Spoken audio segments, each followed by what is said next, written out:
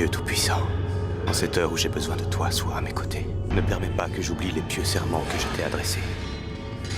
Ne fais pas de moi la proie des démons et des diables, et de la noirceur de ce monde.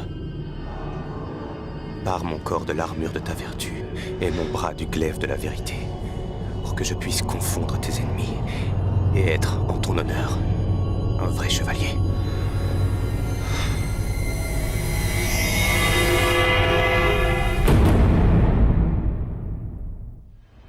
La fin est proche.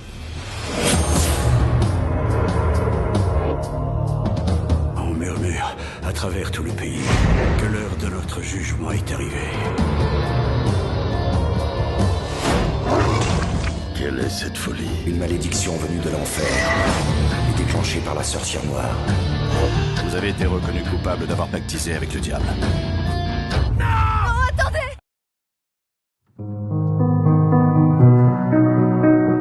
Ainsi donc, il y a un rapport entre la foi et la papauté, mais ce rapport, il faut bien le comprendre comme la papauté qui est au service de la foi. Et Saint Pierre, et tout pape, est le garant de la vertu de foi. Nous vivons aujourd'hui, mes bien chers frères, un mystère, ce mystère d'iniquité et ce mystère du mal, puisque depuis plusieurs décennies, hélas, la foi a été galvaudée, les sacrements ont été changés, la doctrine même, et aujourd'hui, on peut le constater, hélas, la morale elle-même sont changées. Qu'en est-il alors de ceux et de celui qui, à Rome, aujourd'hui, gouverne ou est censé gouverner l'Église? Que faut-il préférer? Que faut-il croire? Que faut-il penser? Ce sont des questions que beaucoup d'entre nous se posent, et se posent légitimement, mes bien chers frères. Et la question va plus loin, puisque certains se disent, et à juste titre, ce pape qui ne prêche plus la foi, qui ne défend plus la foi, et qui est même capable de dire des hérésies, comme par exemple lors de la déclaration d'Abu Dhabi, de dire que Dieu veut toutes les religions. Alors certains se posent la question de savoir si ce pape est vraiment pape, si ce pape a la foi.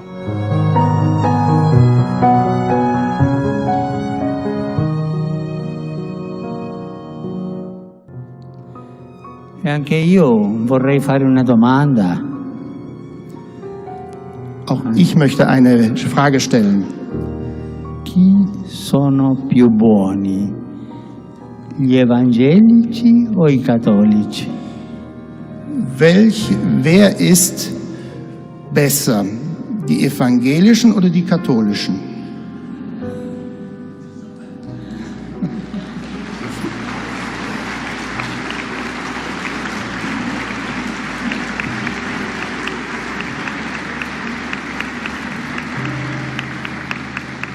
Besser sind alle zusammen.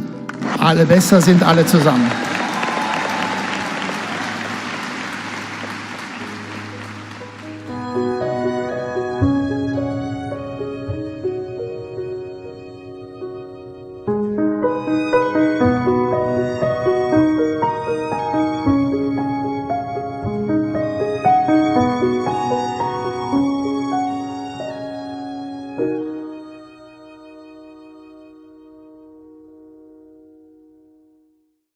Les déclarations qui vont suivre sur le dogme de l'Église catholique pas de salut proviennent de l'autorité enseignante la plus élevée de l'Église catholique.